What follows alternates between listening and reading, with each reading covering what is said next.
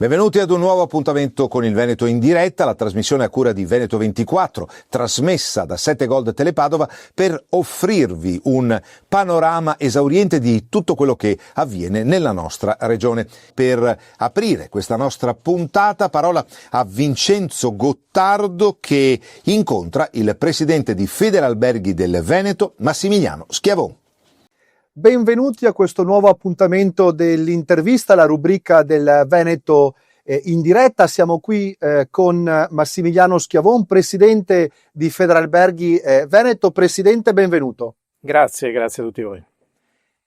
Entriamo nel vivo dell'estate, le giornate di oggi ce lo confermano e dai dati del turismo record del 2024, presidente, quale stagione estiva si prospetta per questo 2025? Ma certamente abbiamo avuto un inizio non facile ancora nel trascorso mese di maggio, in cui le condizioni meteorologiche non sono state particolarmente favorevoli e quindi abbiamo avuto una partenza difficoltosa. Poi però abbiamo visto un ponte di giugno, per esempio, dove le nostre destinazioni della costa veneta sono state letteralmente prese d'assalto, con buoni anche segnali da parte della clientela che proveniva oltre confine, quindi anche dall'Austria, dalla Germania. Per noi era fondamentale capire questo, perché era un primo assaggio di una vacanza strutturata e di quello che poi si delinea nell'arco della stagione centrale, nei mesi più centrali, appunto quelli di luglio, quelli di agosto, e poi staremo a vedere quello di settembre, che è un mese altrettanto difficile in cui bisogna, come una barca a vela, no? Bisogna un po' manovrare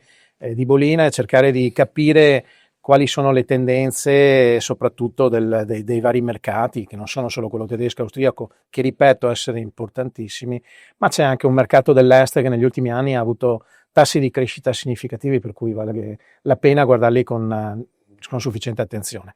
E poi c'è insomma da ricordare anche che abbiamo una montagna che sta dando segnali estremamente positivi, no? Questo sul traino probabilmente anche di quelli che sono i prossimi appuntamenti olimpionici 2026, quindi Cortina, che insomma va detto, i numeri lo stanno certificando, tutta l'area del Bellunese di Cortina sta vivendo dei tassi di crescita significativi e così anche un po' le città d'arte che ritornano forse su quelli che erano dei trend, ce lo dovevamo anche un po' aspettare, del 2019 pre-Covid, quindi su dinamiche abbastanza di normalità e con tutta anche una serie di piccoli problemi che conosciamo bene, sono un po' legati all'overtourism, fenomeni da dover gestire. Però direi un quadro complessivamente in questo punto anche della stagione estiva, tutto sommato devo dire positivo. Che misura, Presidente, la preoccupa questa congiuntura economica? Mi riferisco in modo particolare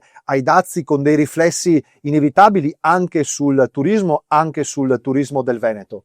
Ma guardi, il tema dei dazi non è un tema che colpisce direttamente il turismo. Paradossalmente mi verrebbe da dire che un americano forse in questo momento ha quasi più convenienza a venire a acquistare prodotti d'alta moda in Italia rispetto a quello che avrebbe nel comprarli nel suo paese. Però è chiaro che se questa situazione dovesse diciamo perdurare a lungo, sono condizioni che non fanno bene al nostro settore.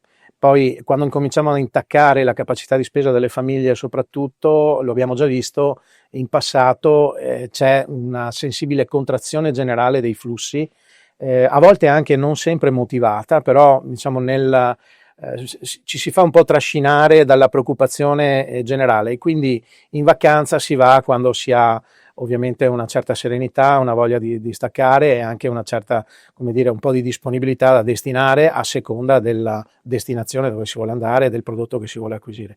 Quindi sul tema dazi io mi auguro che a breve si riuscirà poi a trovare un certo equilibrio che consenta alla gente insomma di non essere, come dire, gravata o dai dazi o dalle guerre, che sono altri elementi che destabilizzano molto e che fanno mancare quote di mercato significative, insomma. Grazie al nostro ospite, grazie al presidente Massimiliano Schiavon di Federalberghi Veneto. Un augurio di una serena estate a tutti voi.